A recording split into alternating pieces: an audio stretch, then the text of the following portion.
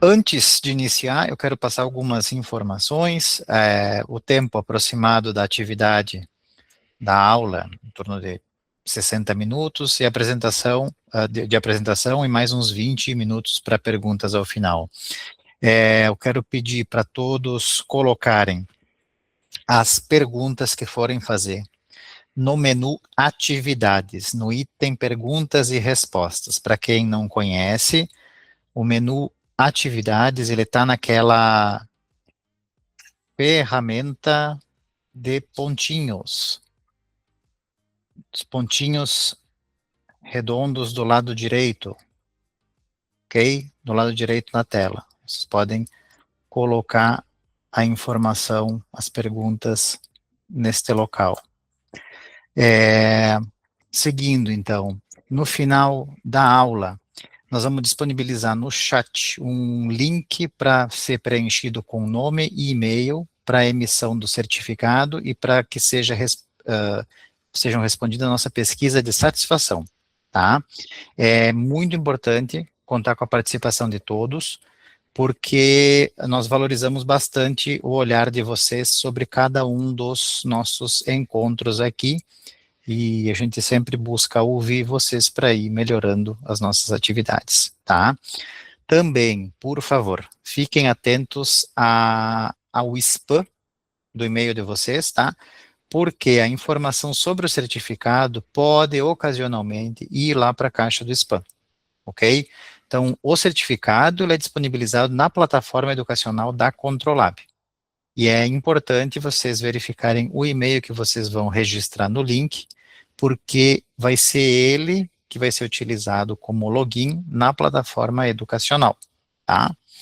O certificado, ele só vai ser emitido para quem assistir a pelo menos 75% da aula, ok? Então, agora sim, nós vamos iniciar a nossa aula, e eu vou passar a palavra para o nosso convidado, Dr. Gustavo Loureiro, médico patologista clínico, doutor pela Unifesp, com atuação em bioquímica especial no grupo Fleury, e ampla experiência em gamopatias monoclonais, eletroforese, imunofixação e assessoria médica especializada. Dr. Gustavo Loureiro, por favor, fique à vontade para iniciar a apresentação. Olá, boa tarde. Vocês estão me ouvindo bem? Sim, conseguimos ouvir bem. Muito bom. Primeiramente eu gostaria de agradecer a Controlab pela oportunidade, né, de apresentar esse tema, que é um tema, né, bastante interessante. Eu fiz uma apresentação não é bastante, digamos assim, prática, não é, resumindo, colocando as principais questões que acabam aparecendo para a gente no dia a dia, fazendo uma revisão breve, né, e não também para não deixar a apresentação assim muito maçante, né, ou uma apresentação chata ou alguma coisa assim, né. Então eu vou explicando os conceitos aos poucos, colocando as coisas, né, e certamente eu vou cumprir o horário estipulado aí, né? As perguntas são sempre muito bem-vindas, né? E a gente está à disposição também para esclarecer as dúvidas, né? Eu trabalho já há muitos anos nessa área, né? Estou já no Grupo Fleury há 20 anos, né? E tenho, né, conversado sobre esse tema no Congresso Brasileiro de Patologia Clínica, etc. Então, eu espero poder contribuir aí com vocês, né? Bom, então vamos lá. Falando um pouquinho sobre as paraproteinemias, né? Paraproteinemias, né, elas são, é um termo geral, né, que a gente utiliza, né? Existem alguns sinônimos que são as discrasias plasmáticas, né? Ou, né, muitos de nós estão mais acostumados com o nome de gamopatias monoclonais, né? Eu uso mais o termo para proteinemias, né? Mas pelo seguinte motivo, gamopatias monoclonais muitas vezes acaba tendo uma conotação que não é mais relacionada com doenças neoplásicas, né? Embora isso não seja exatamente verdade, como eu vou colocar, mas né, então a gente acaba usando esses termos de forma equivalente. Eles são um grupo de desordens, né, em que a associação com a proliferação monoclonal das células B. Né? Então, as células B são aquelas células que produzem anticorpos. Né? E nessas condições, né, de paraproteinemias, existe a produção, né, e a secreção, obviamente, né, de uma proteína monoclonal. Né? Essa proteína monoclonal pode ser uma imunoglobulina, mas também pode ser um fragmento de uma imunoglobulina. Né? Lembrando que, fisiologicamente, a produção das imunoglobulinas, ela é uma produção policlonal, né? Policlonal. Nas gamopatias monoclonais, né, ou paraproteinemias, então, é produzida uma proteína monoclonal, apenas um clone, né? Bom, fazendo uma pequena revisão, então, dos anticorpos, né? Essa, obviamente, é uma figura esquemática, né? Mas os anticorpos, basicamente, eles são compostos, né, por uma cadeia pesada, né, que fica aqui, digamos assim, por dentro, e uma cadeia leve, duas, né? Então, há uma cadeia pesada aqui, outra aqui, duas, e aqui uma cadeia leve, outra aqui, duas cadeias leves, né? Essas cadeias, cadeia pesada e cadeia leve, são ligadas umas às outras por pontes de disulfeto, né? E existem duas porções ou né, partes, né, dessas regiões, que é a porção ou parte, né, constante, né, aqui tanto na cadeia pesada quanto na cadeia leve, e a porção variável, né, a porção variável. A porção variável é, então, a porção que se liga aos antígenos, né. Existem 5 classes de imunoglobulinas, né, a saber, IgG, IgE, né, como está mostrado aqui, IgD, IgM e IgA. Esses nomes, eles vêm depois de letras gregas, né, alfa, mi, epsilon, delta, gama, etc. Né? Então, os imunologistas, né, os cientistas, os pesquisadores, resolveram nomear esse tipo de essas imunoglobulinas em classes. Né? Lembrando que esse é um conceito importante também, que a IgM é uma imunoglobulina pentamérica, né? Então, ela, do ponto de vista espacial, ela é maior do que as outras. Já a IgA, né, ela pode ser também, né, uma proteína, uma molécula dimérica ou trimérica, né? Então, ainda assim um pouco menor, mas isso se reflete no fato dessas imunoglobulinas terem uma tendência, né, um pouco maior à polimerização, né? Isso acaba interferindo. Muito bem. Então, relembrando, né, esse é um conceito muito interessante também. Se surpreende quando eu coloco. Os plasmócitos, né, que são as células produtoras de anticorpos, né, essas células B ativadas, né, eles produzem, então, cadeias completas de imunoglobulinas, ou seja, cadeias pesadas e leves, né, unidas umas às outras, né, de forma policlonal, fisiologicamente, né, mas, interessantemente, e do ponto de vista fisiológico, fisiologicamente também, os plasmócitos produzem cadeias leves livres no soro. Né? Então, existe fisiologicamente em circulação a presença de cadeias leves livres, ou seja, não ligadas a uma cadeia completa. Né? Isso acontece, acredita-se, né, que isso acontece para que possa permitir uma adequada montagem das imunoglobulinas, né? Mas esse conceito é um conceito que vai ser importante quando a gente for falar de um teste um pouquinho mais para frente, e lembrando também que lambda é uma molécula maior, porque tem dímero, não tem duas, né? Muito bem. Então, o que acontece? Em algumas situações que podem ser neoplásicas, né, existe uma expansão clonal de um plasmócito, né, de uma célula produtora de anticorpos, né?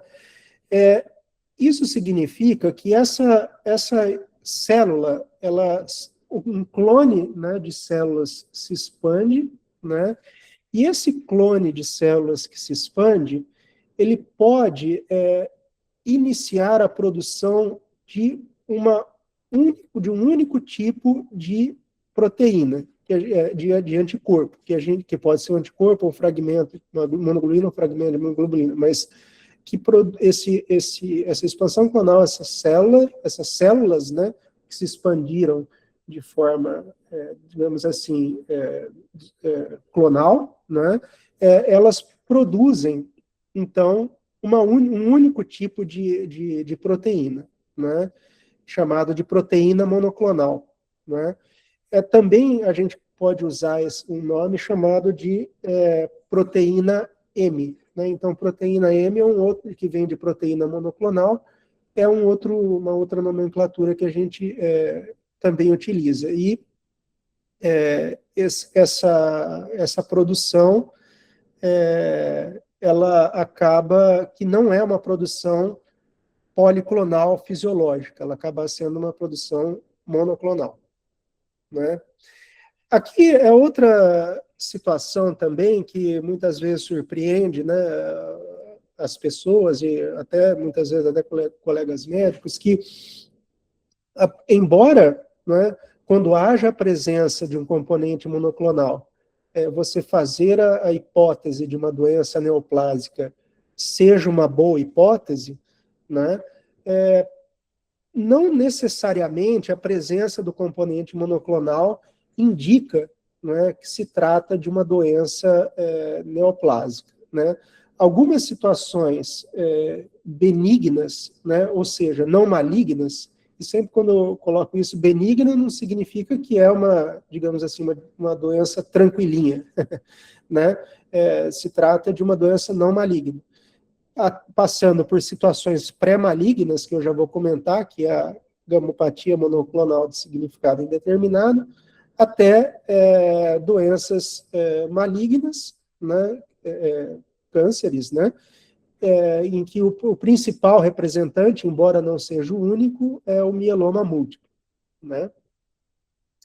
Então, colocando aqui, né, as principais aí, situações, né, clínicas que estão associadas com a presença do componente monoclonal, lembrando que infecções, né, crônicas, né, mesmo agudas, mas infecções crônicas podem cursar com a presença de componentes monoclonais. Em geral, são componentes de baixa concentração, né? Em geral, são componentes de baixa concentração, mas pode haver a presença de componentes monoclonais.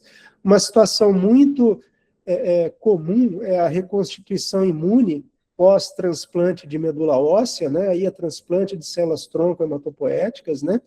Então, os pacientes que muitas vezes estão recuperando a medula, eventualmente eles apresentam componentes monoclonais transitórios, né, nos exames de laboratório, né? Algumas doenças autoimunes que podem ter associação, né? Não está claro, os estudos são muitas vezes não são concordantes, mas parece haver uma associação, não se sabe se é uma associação direta, mas pode haver uma associação com doenças autoimunes, doenças inflamatórias, né, de uma forma geral, agudas ou crônicas, e algumas doenças de depósito também têm associação com a presença do componente monoclonal, uma delas, por exemplo, é a doença de Gaucher, né. Passando agora, então, para as doenças que são ditas neoplásicas, ou pré-malignas, né? Malignas ou pré-malignas. Então, o mieloma múltiplo é a principal delas, sendo que a maioria dos casos é IgG, de mieloma, né? Em torno de 50% dos casos, né? De 15% a 20% IgA, que é o segundo aí, mas em torno de 15% mais ou menos, são mielomas de cadeias leves, né? Então, não há cadeia completa monoclonal, só a produção de cadeias leves, capa ou lambda, né? O mieloma múltiplo smoldering, que é chamado também de assintomático, embora esse termo, né, carregue aí um pouco de crítica, mas é um outro nome também para mieloma múltiplo assintomático, que nessas são casos em que ainda não há a presença de lesão de órgãos-alvos, né? O plasmocitoma, que é chamado também de plasmocitoma solitário, onde há uma única lesão, né, produtora que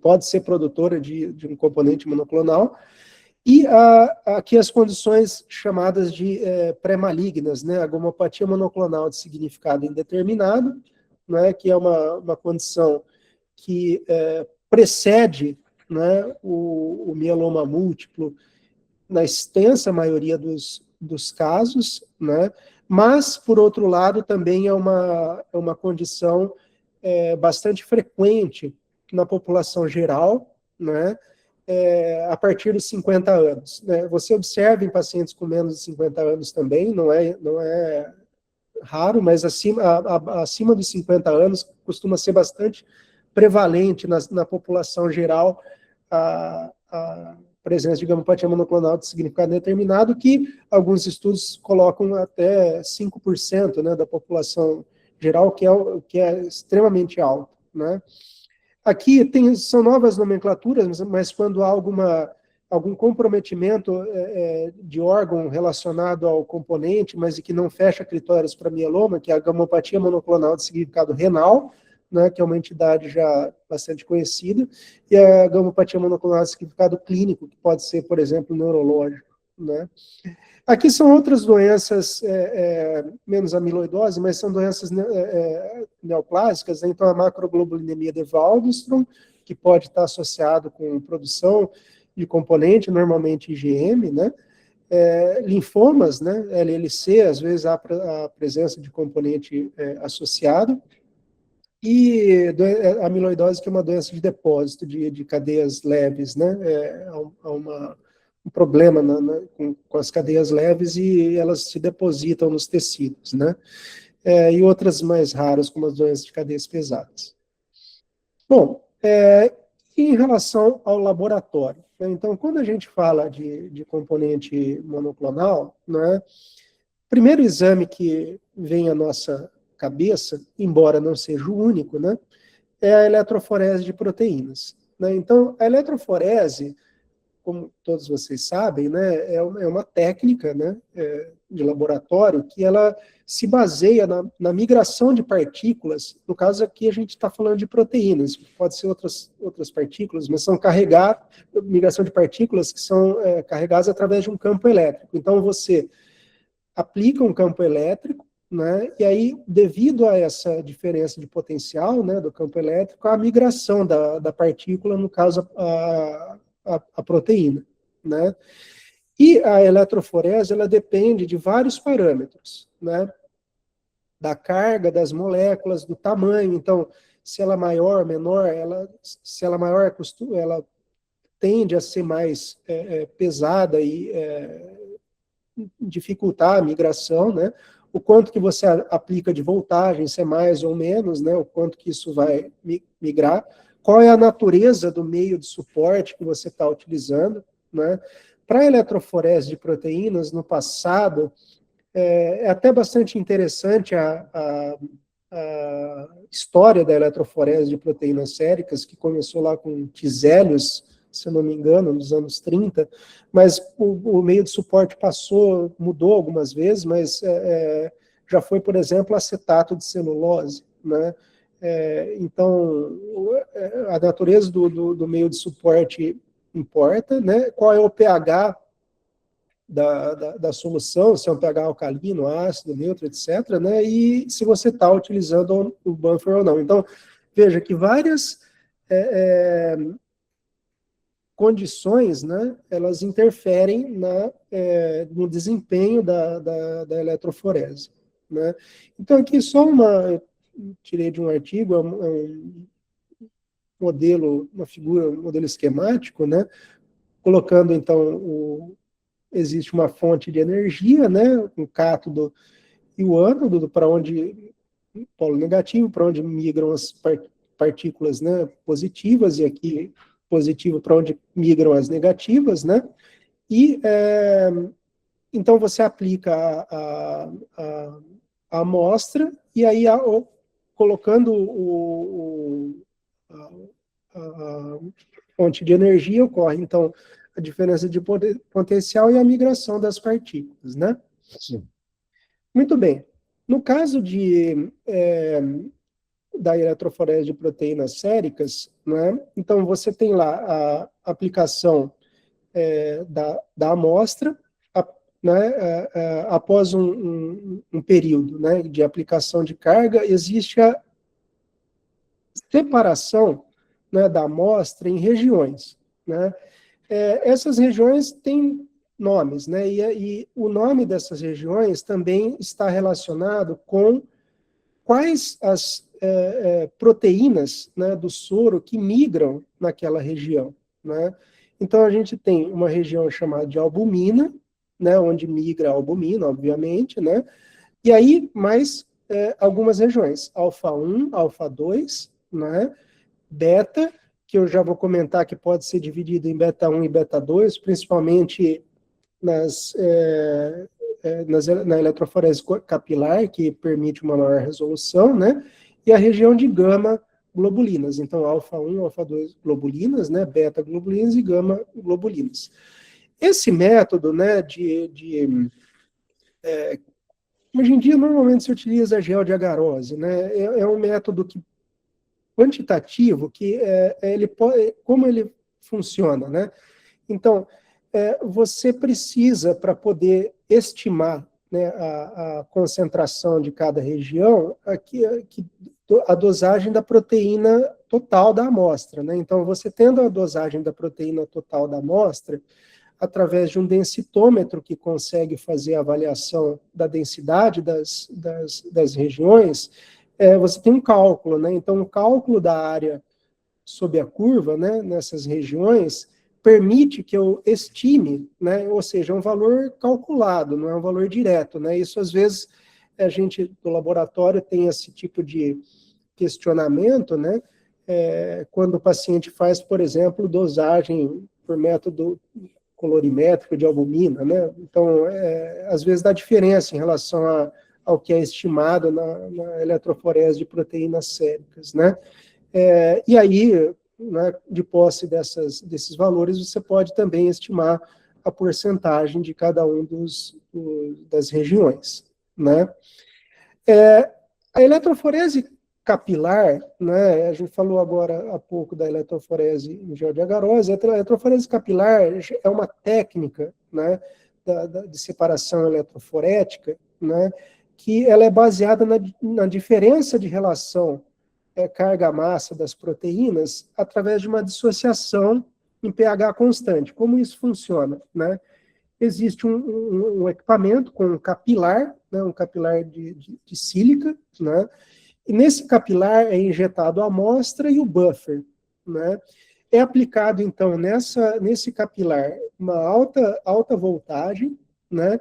E não é feito nenhum tipo de coloração, né? Como na eletroforese convencional, em que você precisa corar, né, o material. Na eletroforese capilar não é feita a coloração, é aplicado a amostra e o buffer, aplicado a voltagem, e uma luz ultravioleta faz, então, a leitura do material. E aí,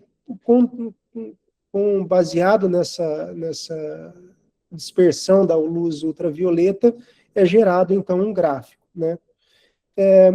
Esse é um gráfico de eletroforese capilar, ou por capilaridade, né? Então, aqui a região pré-albumina, albumina, né? Alfa 1, alfa 2, a distinção da região beta é mais clara, né? Beta 1, beta 2, e a região de gama globulinas, que tem esse aspecto de um morro, né? E reflete a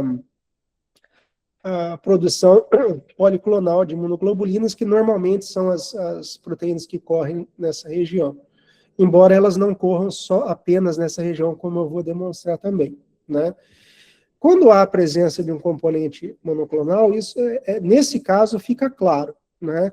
Então, a gente tem as regiões, como eu acabei de falar, e na região, como esse componente está na região de gama-globulinas, a gente vê aqui que há um pico, né, chamado de pico monoclonal, com uma base estreita, né? O americano chama isso de church spire, né? Que seria como se fosse uma torre de igreja gótica, né? Fica aquela ponta da igreja, né? Então isso demonstra, reflete um componente monoclonal. Às vezes, a presença do componente não é tão óbvia, né? Nesse caso aqui, é uma pequena distorção que acontece na região de gama, em que a gente identificou que se tratava da presença de um componente monoclonal, né? Então, ele pode não ser tão óbvio, né? Quem trabalha com eletroforese sabe disso, né? Faz parte do dia a dia. Às vezes, o componente não é tão óbvio. E às vezes não tem componente. Então, existe um aumento da região de gama globulinas, mas é um aumento em que você não vê aquela base estreita, né, o church spire, né?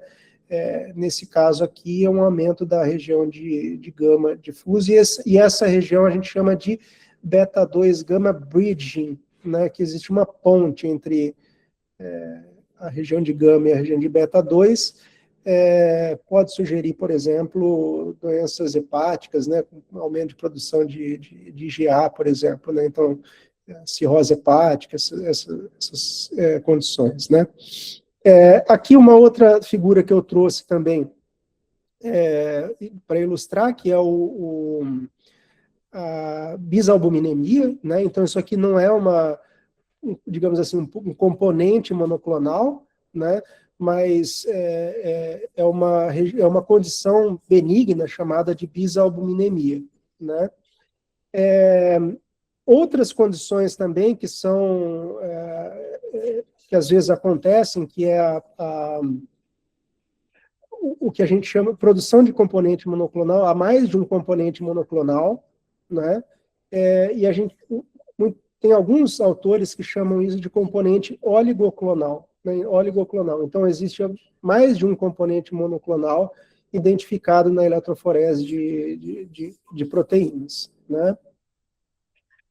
Bom, aqui é demonstrando que a presença do componente ele pode não estar em região de gama-globulinas, né? Pode estar, no caso aqui, é beta 2, né? Nem todos os laboratórios fazem a quantificação do componente monoclonal quando ele está presente na região de beta 2. Isso porque, muitas vezes, acontece de ocorrer aqui uma superestimação do componente por conta das proteínas que correm na região de beta 2. Então, quando ele começa a diminuir por causa do tratamento, ou é um componente relativamente baixo, né, pode ser que a quantificação seja superestimada, né, porque existem outras proteínas normais que podem correr nessa região, né. Aqui, então, uma presença de um componente monoclonal na região de transição, que são casos difíceis, né? Esses quando correm entre beta 2 e gama, e posteriormente, na análise do mesmo paciente, aparece outro componente. Isso é importante relatar, e é importante que o laboratório também fique ciente, porque Hoje, com os novos tratamentos para mieloma, por exemplo, muitas drogas, como uma delas, né, que é o daratumumab, é mais comum, né, pode aparecer como um novo pico monoclonal na eletroforese de proteínas e não necessariamente ser um pico relacionado à doença e sim ao tratamento, né.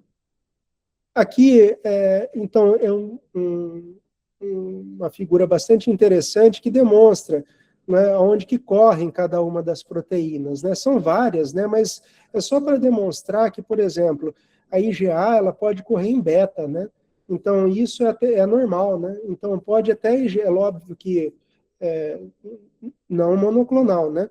Mas demonstrando que caso haja um pico monoclonal de IgA, ele pode cair não na região de gama, e sim na região de beta, né? Então, IgA, IgM, IgG, onde correm essas proteínas, né? IgD e IgE.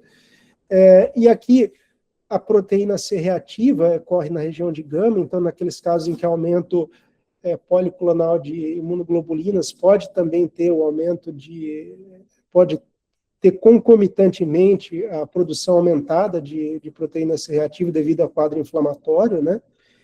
Hemopexina, que pode aparecer como uma banda restrita, né? No caso de amostras hemolizadas, por exemplo, né? Então, isso é importante saber. E o fibrinogênio, né? Quando você analisa plasma ou amostras que não estão muito bem coaguladas, a fibrina pode simular uma banda monoclonal na eletroforese e isso atrapalhar, confundir, né, o laboratório na hora de reportar o laudo. A imunofixação é um exame, digamos assim, complementar, né, a eletroforese de proteínas, e ele combina a técnica de eletroforese e imunoprecipitação. Então, após a separação das proteínas por eletroforese, a gente usa antissoros específicos, né, contra cada uma dessas cadeias pesadas e leves. Em geral, né, se utiliza IgA, IgG, IgM, cadeias leves kappa e lambda, né, para todos os casos. Alguns laboratórios possuem antissoros IgD e IgE, né, que podem utilizar também em casos em que há a presença de kappa ou lambda apenas, né, e não há uma cadeia pesada associada, embora isso não seja muito, até onde eu tenho ciência, difundido aqui no Brasil, mas habitualmente são feitos IgA, IgG, IgM, kappa e lambda, embora IgD e IgE exista, mas o laboratório precisa ficar ciente, e o clínico também, né, que nem sempre está disponível, né. As proteínas que não precipitam, então, elas são lavadas, e o imunoprecipitado, né, o que foi precipitado é corado, né. Então, a presença de uma proteína monoclonal, ela é caracterizada por uma banda, né, que é bem definida. Então, aqui é um esquema, né, o pipetador, que coloca a amostra num gel, o gel é marcado com antissoros, né, então depois vem para um aparelho específico, né, dedicado para isso, que faz a eletroforese, né, e a gente então tem o gel, né. Esse é um exemplo de um gel normal, né, então se vocês veem que aqui inicialmente tem a banda da albumina, né, e na banda de imunoglobulinas não tem nada que chame a atenção, parece uma distribuição policlonal, e nos antissoros específicos também, eles marcam, mas é uma marcação policlonal. Quando é uma marcação monoclonal, fica evidente, né? Então a gente vê aqui, né, aqui marca a albumina, então aqui marca uma proteína monoclonal, né, bastante evidente, que nos antissoros marca bem claramente como sendo um G-kappa. Bom, e o que é a proteína de Benzediones, né? A proteína de Benzediones, ela vem com esse nome em homenagem a esse médico, né, que é um químico clínico, né, do século XIX, da Inglaterra, né, que identificou pela primeira vez a presença dessa proteína, de uma proteína anômala na urina, né, de um paciente, em que o material foi encaminhado para ele, né? Essa é até uma história interessante, porque na época, né, era comum os médicos clínicos dos pacientes fazerem alguns testes, né, com a urina dos pacientes, e, se eu não me engano, o nome do médico que encaminhou para o Dr. Benson Jones era John McIntyre. Esse médico estava avaliando um paciente em Londres, que era um comerciante muito respeitado, com muitas dores ósseas, né, não conseguia levantar da cama. E ele viu que tinha algo de estranho na urina desse paciente. E o Dr. Benson Jones, na época, corretamente identificou a urina com a presença de uma proteína que posteriormente foi caracterizada como cadeias leves livres, né? Então, quando a gente fala de proteína de Benson Jones, a gente se refere à presença de cadeias leves livres monoclonais, né? A amostra preferencial é a amostra de 24 horas, né? Então a gente colhe no frasco de 24 horas. Eu coloco sempre essa figura porque muitas vezes o pessoal que não é de laboratório acha que a gente dosa nesse frasco, né? Mas na verdade você faz uma alíquota, né? E essa alíquota do frasco de 24 horas, ela vai para um concentrador, né? E depois do concentrador você utiliza o material que sobrou lá, né? A proteinúria de Benson Jones, então, o que é? Esse aqui é um caso muito interessante também, em que isso acontece, não é infrequente, não é?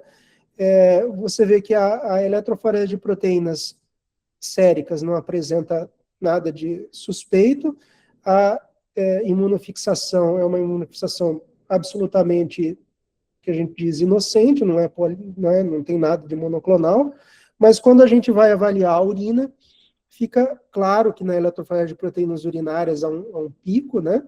E esse pico aqui é albumina, né? Então aqui está identificado com a presença de um componente monoclonal, capa livre. Então essa é a proteína de Benson Jones, né? Então esse é um paciente que tem uma grande excreção, né, de proteína monoclonal pela urina e nada aparece no soro, porque é cadeia leve livre, né?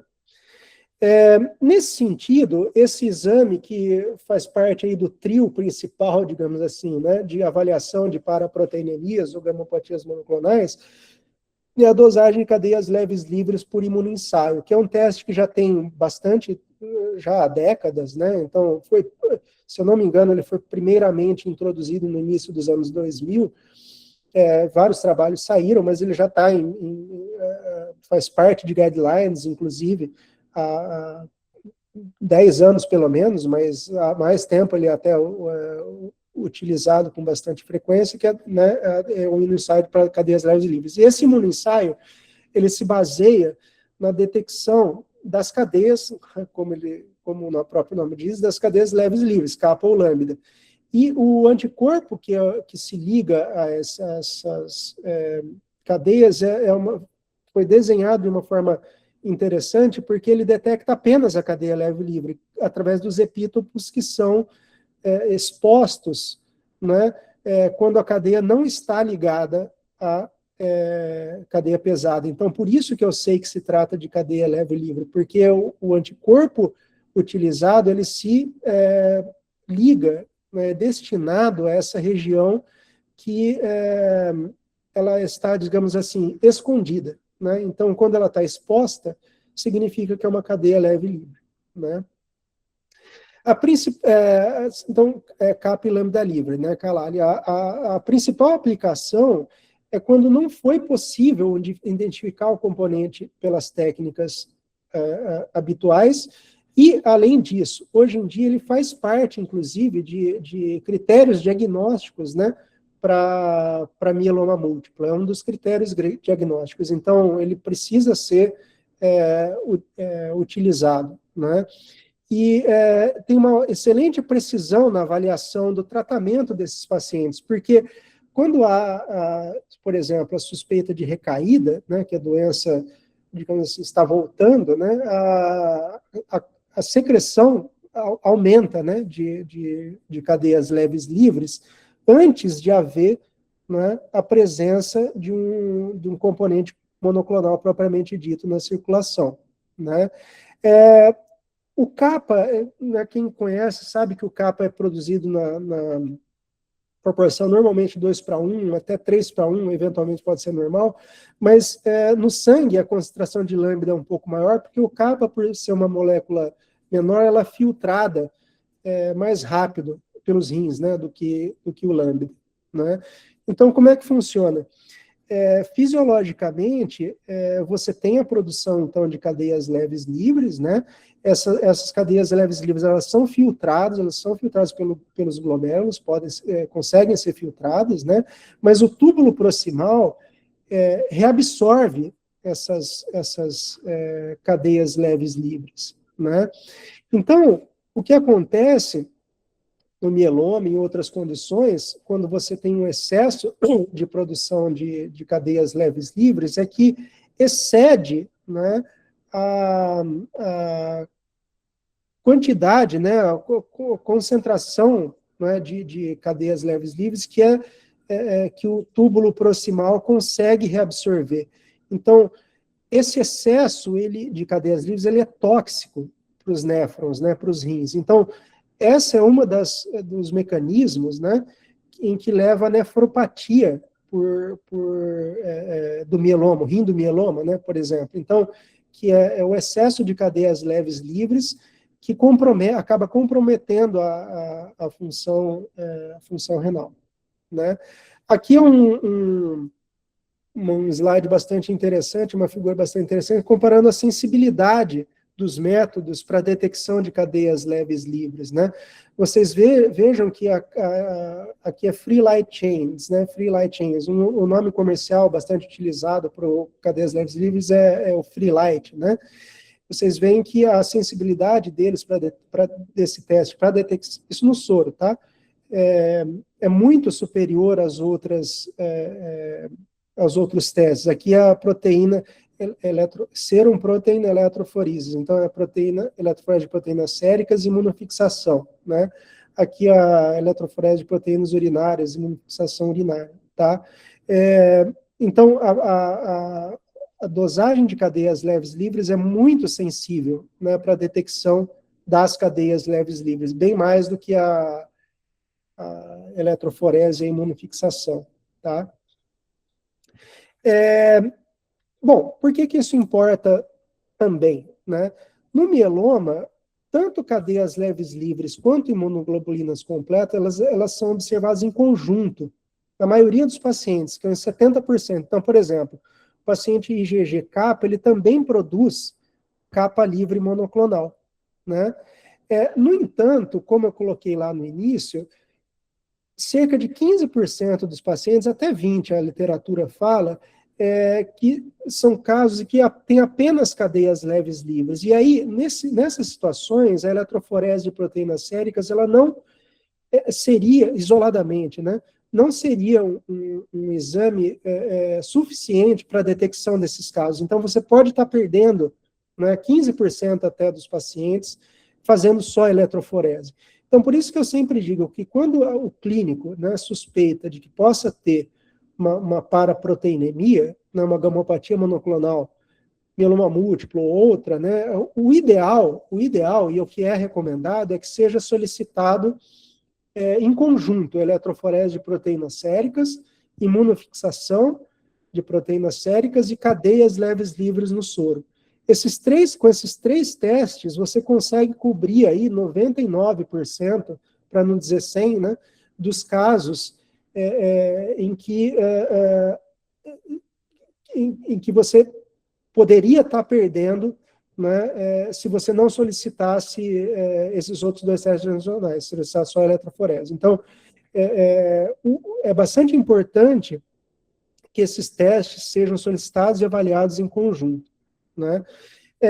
Existem condições mais raras, chamadas de mieloma não secretor, né, que em torno de 1% dos casos, mas aí nesses casos não tem muito o que fazer, porque não tem um teste alterado, mas com a introdução desse teste de cadeias leves livres, cada vez menos a gente observa casos que são realmente não secretores, embora isso exista, ou seja, existe só a produção clonal do plasmócito clonal, mas não a secreção de uma imunoglobulina, que seria nesse contexto, né, chamado de marcador tumoral, né?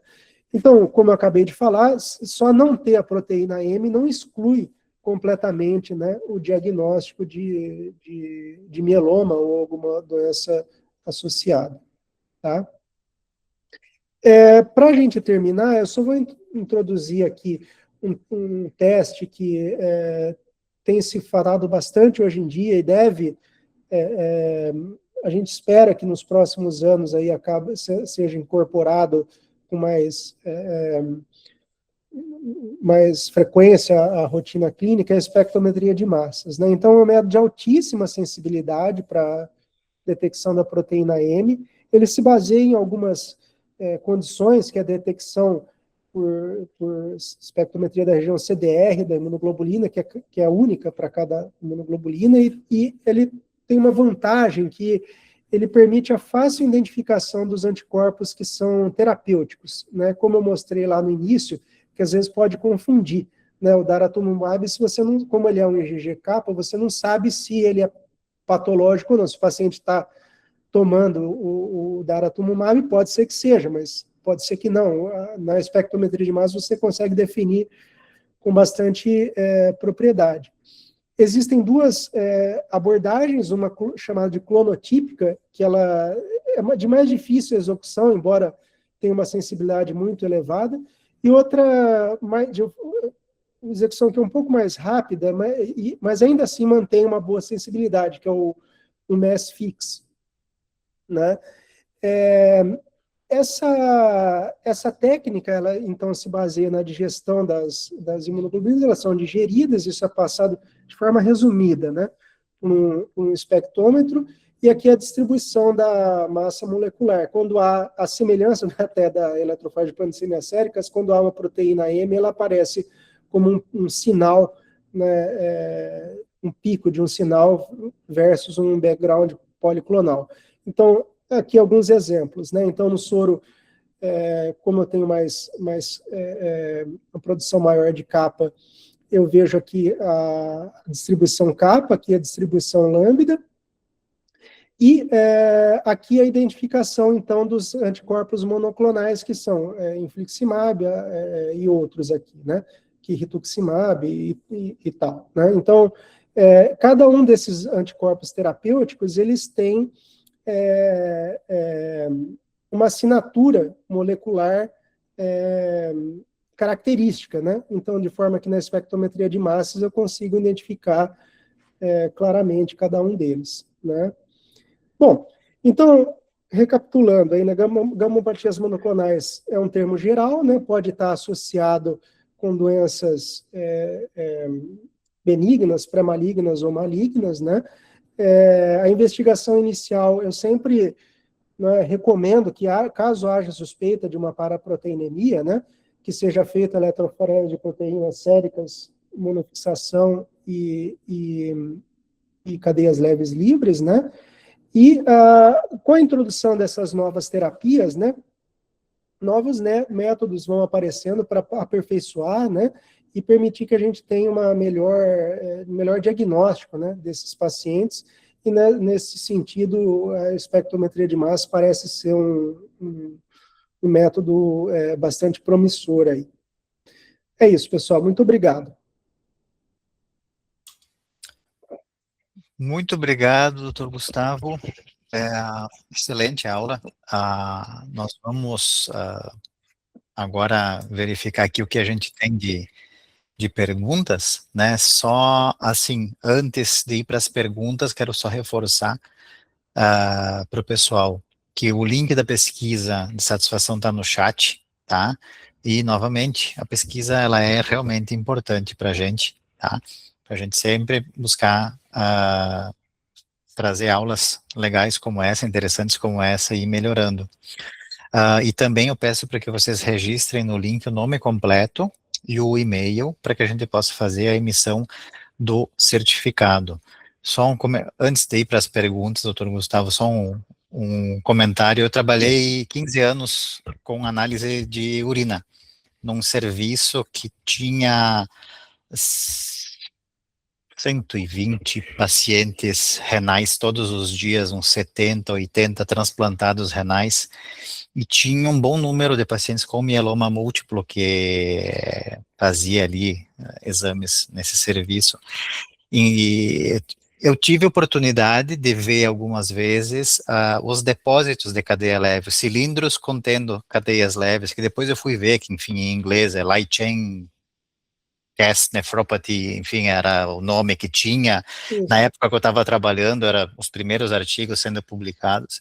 Eu, infelizmente, não consegui documentar nenhum, não consegui fazer teste confirmatório, e aí, vendo a palestra do senhor, fiquei assim, eu queria na época que eu fazia, se eu tivesse eletroforese de proteínas na urina, pelo menos talvez eu visse ali um pico, alguma coisa, não era o meu hipotético da época, e aí eu vi a aula do senhor e, bom, realmente podia ter confirmado muitos dos casos, provavelmente teria sido muito interessante entender aqueles cenários. Então, só para trazer um comentário e conectar o trabalho do senhor com o que eu fiz antes de estar na Controlab. Então, eu vou ir para as perguntas, a gente tem aqui, deixa eu só me organizar aqui, o pessoal está colocando no chat as suas informações, tá certo? O pessoal me ouviu direitinho hoje, temos perguntas só lá no Perguntas e Respostas, muito bom. Deixa eu ver aqui, normalmente acabava tendo nos dois locais, era difícil de se coordenar, mas aqui tá direitinho. Então eu vou tentar seguir aqui o que a gente tem, que o pessoal está perguntando como dúvida. Então, é o seguinte, como a Bárbara pergunta, como diferenciar se o clone monoclonal na eletroforese é benigno, pré-maligno ou maligno? Apenas pela clínica ou há exames complementares indispensáveis? Então, isso não tem como saber, né? Essa é uma excelente pergunta, né? Mas apenas pelo exame eu não tenho como afirmar, né? O que eu posso dizer é que, normalmente, né, quando o pico monoclonal ele é de baixa concentração, ele pode estar relacionado a uma doença benigna, mas não necessariamente, né? Então, muitos casos, inúmeros, né, que eu já vi, tem de mieloma múltiplo, inclusive, né, tem baixa concentração de componente monoclonal, mas clinicamente faz sentido, e até é interessante, porque no critério de diagnóstico de mieloma múltiplo não há a concentração do componente monoclonal, né? Então, ele pode ser utilizado para gamopatia monoclonal de significado indeterminado, né?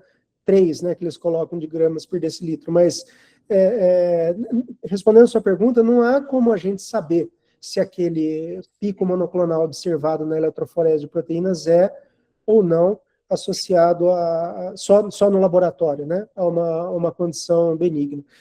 Assim, quando a gente está no laboratório, você vê que apareceu um pico de baixa concentração agora, o paciente repete daqui 3 meses, esse pico sumiu, né? Daqui 3 meses sumiu de novo, não aparece. Então, assim, eventualmente pode ser relacionado a um quadro transitório, né? Mas se a gente não conversar com o clínico e não tiver mais dados, não tem como a gente inferir. E mesmo para o clínico não é fácil também, porque o que acontece? Muitas vezes são achados incidentais, né? Então, é muito comum o clínico pedir uma eletroforese de proteínas isoladamente e aparecer um pico monoclonal, né? E aí todo mundo fica desesperado, entendeu? O paciente fica desesperado, o médico fica desesperado, etc. e tal. Então, nesses casos, precisa repetir os testes, né? Apareceu um pico, tudo bem. Então, eletroforese, imunofixação, cadeias leves livres, ver se há alteração em mais desses exames e acompanhar, né? Esse que é o problema de você pedir indiscriminadamente eletroforese de proteínas séricas, sem ter uma hipótese, né? Então, eu fiz uma revisão recente até, e não há uma indicação, até onde eu tenho a ciência, de você fazer uma triagem populacional para saber se paciente tem gamopatia monoclonal de significado indeterminado, mesmo porque é uma condição, como eu comentei, bastante frequente. Quem trabalha com laboratório sabe que isso aparece com bastante frequência. Perfeito. Doutor Gustavo, tem duas perguntas, está dizendo que Lusca é a identificação que está aqui, não sei exatamente quem é. Está perguntando o seguinte, nós fazemos FLC Free Light Chain, né? É isso, né? No soro e urina. Há necessidade de se dosar a cadeia leve total e, na sequência, qual a utilidade da eletroforese de urina?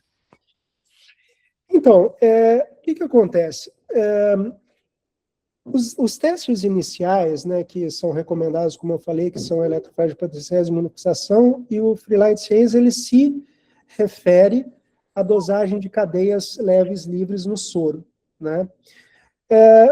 Quando houve a implantação desse teste, se pesquisou muito o Free Light Chain, o Free Light, né, fazer a dosagem do Free Light na urina, né? Concluiu-se, né, que o Free Light na urina, especificamente, ele não tem um desempenho tão bom quanto o Free Light no soro, né? O Free Light do soro tem um desempenho muito superior, né, à urina. A eletroforese de proteínas urinárias é um teste útil, né? No entanto, ele tem um problema, e quem faz isso, quem faz urina também sabe disso, que quando a concentração de proteína urinária é baixa, é muito difícil de você interpretar o gráfico de eletroforese de proteínas urinárias, né? Então, sempre recomenda-se, né, que se faça em conjunto a eletroforese de proteínas urinárias e a imunofixação de proteínas urinárias, né? Então, porque isso auxiliaria, né, na identificação de um possível componente monoclonal que esteja presente lá, né?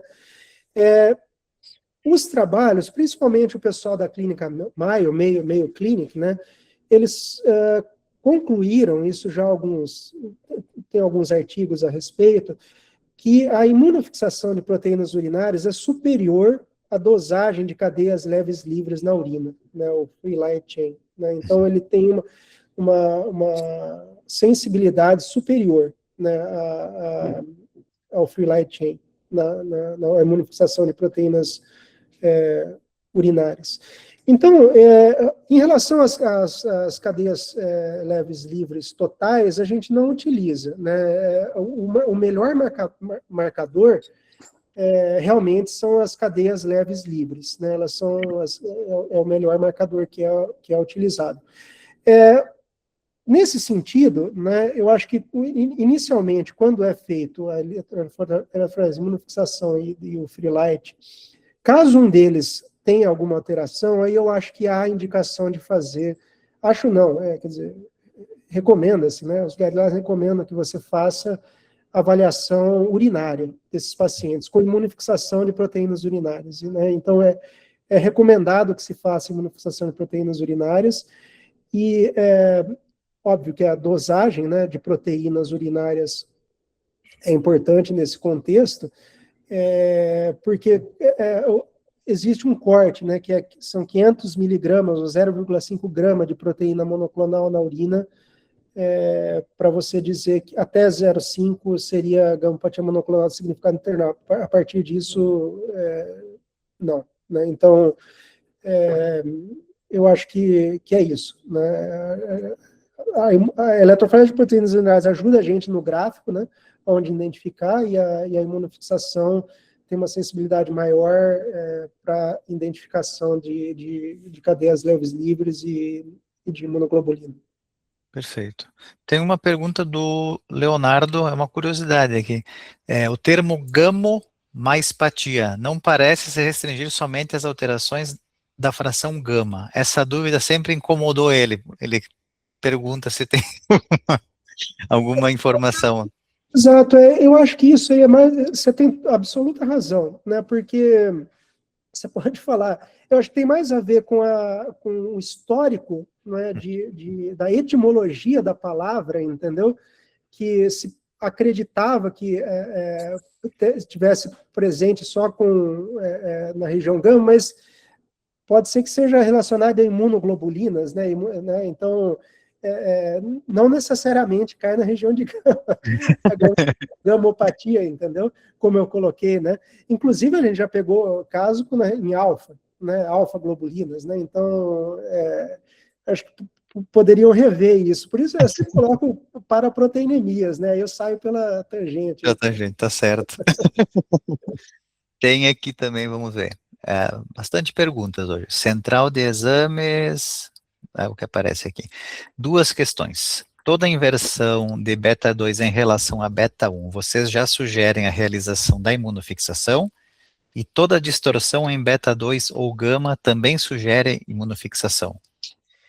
Olha, assim, eu particularmente sou da escola defensora da imunofixação, tá? Então, assim, eu aprendi isso, né, há muito tempo e, assim, quando há dúvida, precisa ser feita a imunofixação, né? A gente é melhor pecar pelo excesso, né, do que a gente deixar passar ou reportar alguma coisa que não seja, né? Então, como eu falei, né, eu sou da escola que deve ser feito, caso haja suspeita, né? Vou dar um exemplo. Muitas vezes você vê uma pequena distorção na região de gama, né, no equipamento, em que você acha que pode não ser nada, mas talvez seja, e aí? Reporta, não reporta, entendeu? Então, eu acho... E assim, muitas vezes você faz a imunofixação e não é nada, né? É policlonal, só que aí você tem segurança, né? Então, o duro do laboratório é que quando você não é um laboratório universitário, por exemplo, que você tem acesso ao prontuário do paciente, consegue conversar com o clínico rapidamente, né? Ou, enfim, tem mais dados, né? É difícil, porque você pode estar deixando de reportar alguma coisa, né? Então, só eu entendo o outro lado dos laboratórios também, aumenta o custo, né? Aumenta o custo e nem todos os laboratórios têm condições, né, de fazer imunofixação. Muitas vezes tem só eletroforese de proteínas, mas sendo acadêmico e seguindo a escola de pensamento e assim, não sou eu tenho, né, a literatura que recomenda que se faça imunofixação nos casos duvidosos, sim.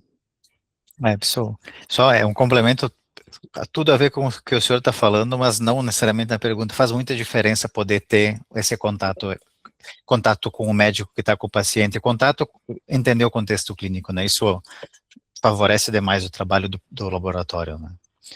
A Tainá Lacerda pergunta se é possível ter pico monoclonal em alfa 1, se não, qual o motivo?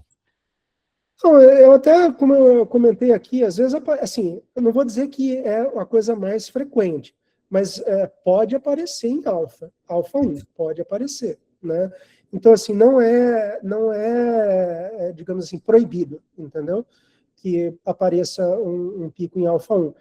É claro que, assim, a gente está falando em condições raras, né, de bastante raridade, né? Então, como a proteína ela é anômala, né, às vezes a proteína monoclonal é anômala, ela pode ter uma migração muito anômala também, né? Como eu demonstrei ali, o EGA fisiologicamente corre até em beta, né? Então, se você tem um fragmento de IgA pequeno, pode correr alfa, né? Então, pode aparecer, não é algo que seja proibitivo, né? Caso apareça, eu até recomendo que faça um relato de caso, mande para o nosso congresso lá, porque é bastante interessante, sem dúvida. Legal. O Bruno pergunta sobre a eletroforese de lipoproteínas no soro. É um exame necessário ou há outros testes intercambiáveis mais acessíveis? Olha, aí a gente já está falando de uma outra Outra coisa. situação, tá? Não tem nada a ver com componente monoclonal, paraproteinemia, nada, né? A eletroforese de lipoproteínas é um exame que foi, digamos assim, redescoberto recentemente, entendeu? E eu não sei, eu acho que tem alguma coisa a ver com convênios, porque, não sei, eu acho que faz parte do pacote de algum convênio, alguma coisa assim, de fazer eletroforese de lipoproteínas, mas a eletroforese de lipoproteínas ela tem indicações muito precisas, entendeu?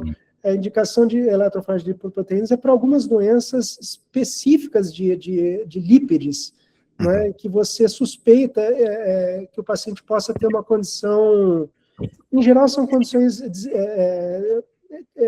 hereditárias no metabolismo de lípides, entendeu? Você pode ter fusões entre as frações, entendeu? Você tem fração alfa, pré-beta, beta, né, de lipoproteínas, né?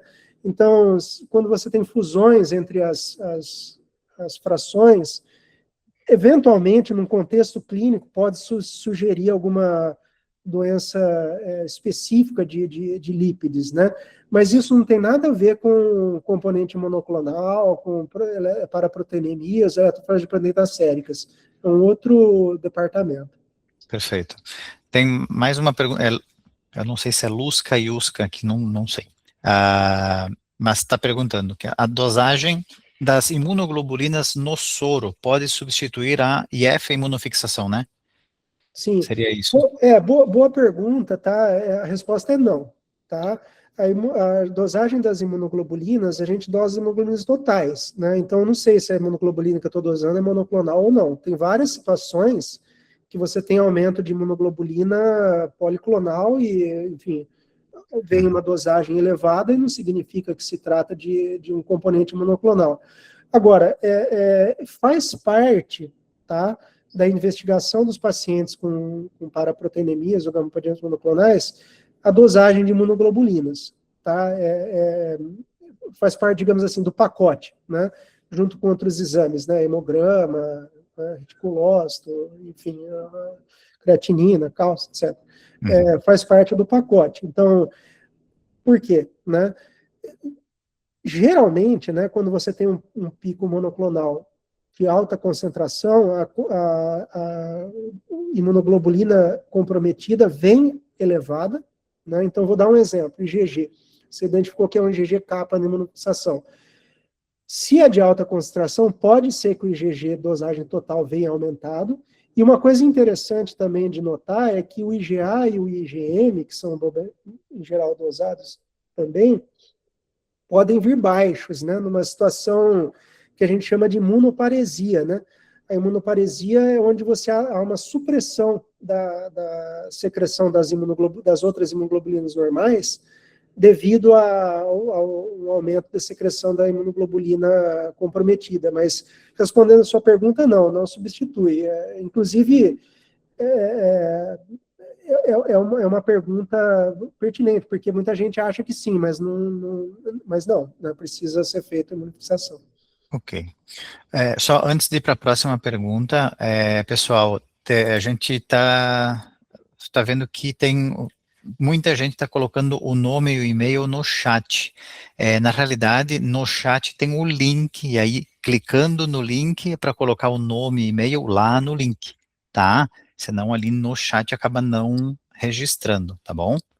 Seguindo para a próxima pergunta. A Bruna, nestes casos de picos, nesses casos de picos em alfa, como ter a certeza de que é monoclonal e não apenas um aumento? Aí precisa fazer imunofixação, né? Isso acontece em beta também, né? Em beta, você, para ter certeza, precisa fazer imunofixação, né? Então, isso, né? Não tem muita saída, né? Essas regiões que não gama, né? Beta 2, beta 1, alfa 2, alfa 1, são problemáticas, né? E todo mundo que trabalha com laboratório sabe também com isso, né? São regiões problemáticas, porque como correm outras proteínas nessas regiões, né? Além das imunoglobulinas, quando são picos pequenos, né? enfim, para você poder determinar, não tem jeito, tem que ser com imunofixação mesmo, só pela eletroforese. Se for um pico de alta concentração, com características monoclonais, né, a gente chama de pico com características monoclonais, ou seja, a base curta, né, aquele church spire, né, que eu falei, que o americano chama de church spire, que é torre de igreja, né, torre de igreja gótica, você pode sugerir, né, sugere que você tenha características monoclonais, mas para definir precisa fazer a imunofixação que vai, com antissoro específico, determinar se se trata de imunoglobulina ou não. Né? Perfeito. A Josina pergunta, pode ocorrer alterações na eletroforese de proteína no soro e negativar na imunofixação e dar uma alteração nas cadeias leves e livres? Então, a gente fala um pouco, aí começa, né? Existe esse tipo de descrição, né? Mas normalmente o que acontece é o seguinte: quando a imunofixação está negativa, né? Aquela alteração que você observou na eletroforese de proteínas séricas não é clonal, né? Não é um pico monoclonal, porque a sensibilidade da imunofixação é superior, né? Então a gente tem a tendência a acreditar, digamos assim, com a imunofixação negativa, né? A eletroforese de proteínas convencional é negativa, né? Então, assim, eu estou dando um exemplo de métodos diferentes. Você fez a eletroforese capilar, parece que tem alguma coisa ali, você não tem certeza, fez a imunofixação, não tem nada, ok. Pode ter, nesse contexto, cadeias leves livres alteradas? Pode. Isso não é infrequente, tá? É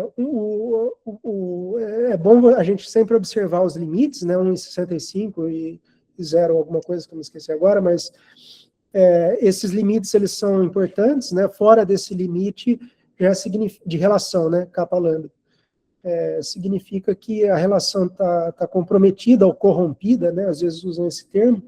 Então, pode acontecer, e não é infrequente. Como eu comentei na aula, você tem, por exemplo, pacientes que transplantaram de mieloma, né?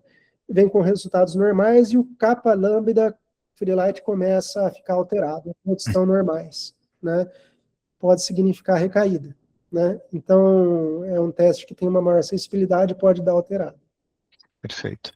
Doutor, só mais uma pergunta. Ou quando o senhor mencionou lá a espectrometria de massa para as proteínas aqui, eu lembro de ter visto alguma coisa sobre mal de TOF para albumina. Seria mal de TOF ali, no caso, a metodologia? Sim, existem vários... É um campo de pesquisa bastante intenso, né? Eu tenho contato com o pessoal da Mayo Clinic lá, já conversei com algumas pessoas, eles são pioneiros nessa área, né? Existem várias abordagens, inclusive existe uma abordagem comercial, né? Eu não estou fazendo propaganda aqui, mas a Thermo, né, que é a Biden Insight, tem um equipamento chamado de Exent, né? E esse equipamento é um equipamento mal de TOF, tá? Ele faz a análise, então, das proteínas monoclonais, né? Ele consegue, inclusive, dar a quantificação delas, é possível, através, você acopla, na verdade, o equipamento de massa com um equipamento que eles têm de dosagem de imunoglobulinas, o OptiLight, e aí, através desse conjunto, você consegue, inclusive, dar a concentração do componente monoclonal por massa, que é muito interessante. Né? Perfeito. Eu acho que é um método muito promissor, tá? Só que o que esbarra, não só aqui no Brasil nem se fala, mas o que se acaba esbarrando em outros países também, é a questão do custo, né? Claro, porque existe um custo muito alto de aquisição do equipamento, né? Você precisa comprar esse equipamento, né? E o custo por teste ainda é um custo muito elevado, né? A Mayo Clinic, ela substituiu, até onde eu tenho ciência, né? Substituiu todos os testes dela, inclusive, de imunofixação por massa, eles só fazem massa agora, né? Mas, assim, acho que no contexto mais amplo, isso não é muito factível. Então, cada teste acaba sendo um teste de custo muito elevado, né? Então, acho que conforme começar a baratear, Vai estar mais disponível. isso deve melhorar e ser mais utilizado ao longo do tempo. Uhum. Doutor, última pergunta, para a gente ficar no tempo direitinho. A Elisângela enviou aqui. Em alguns casos, a eletroforese apresenta 3 picos em beta 1, beta 2 e gama. Devemos quantificar os 3? Então, assim, é o dilema de todo laboratório, né? Depende do que seu laboratório costuma fazer, né? Eu sou da escola que é a seguinte: a gente não quantifica o pico em beta, né? Tem várias críticas sobre isso, tá? Mas assim, eu tenho a minha justificativa, que foi o que eu coloquei na aula. O problema de você quantificar em beta é o seguinte: que quando o pico ele é de uma alta concentração, você tem mais segurança de que se trate realmente apenas de proteína monoclonal ali, né? Porque pode haver a supressão de outras proteínas e tudo mais. Então, a maioria da proteína que está ali é uma proteína monoclonal, tá? Um componente monoclonal. Conforme o paciente trata, ou nem nem todos os casos, a concentração vai abaixando, e aí o tanto que você tem de componente monoclonal exatamente, começa a ficar mais difícil de você determinar com certeza, porque você acaba tendo muita proteína que não é a proteína monoclonal ali naquela região, né? Então, nessas situações, se você tem 3 proteínas, primeiro que assim, isso não é muito comum para doença neoplásica, né? Pode acontecer, mas a gente pode estar falando de um componente oligoclonal, por exemplo, né? Uma reconstituição imune pós-transplante, ou um quadro infeccioso crônico, alguma coisa com componente oligoclonal. Então, a gente reporta que tem presença de componente em beta 1, beta 2, conforme for, e caso tenha em gama, a gente quantifica e libera a quantificação. Eu já recebi várias ligações, falei, pô, mas espera aí, vocês não quantificaram aqui em beta, o que está acontecendo, entendeu, e tal. E se o clínico não presta atenção no laudo, né, ele tem que prestar atenção, né, então ele pode assumir que só tem um componente, né. Então, mas como eu falei, eu por essa justificativa que eu dei, eu não costumo fazer a quantificação em beta. Perfeito. Bom, doutor Gustavo, eu quero agradecer imensamente pela excelente aula. Acho que foi bastante produtivo. Recebemos muitas perguntas do pessoal que estava assistindo. Quero agradecer a participação de todos aqui. Nós vamos disponibilizar a gravação posteriormente junto ao e-mail do certificado. Novamente, chamando a atenção, prestem atenção lá para a caixa de spam, porque às vezes acontece do e-mail relativo ao certificado ser encaminhado para o spam, tá? Se existir também alguma outra pergunta extra, por favor, vocês podem nos enviar que a gente repassa para o Dr. Gustavo para que possa ser sanada aí a dúvida, tá bom? Então, obrigado mais uma vez e estejam atentos aí às publicações da Controlab relativa aos próximos encontros online. Até a próxima, gente.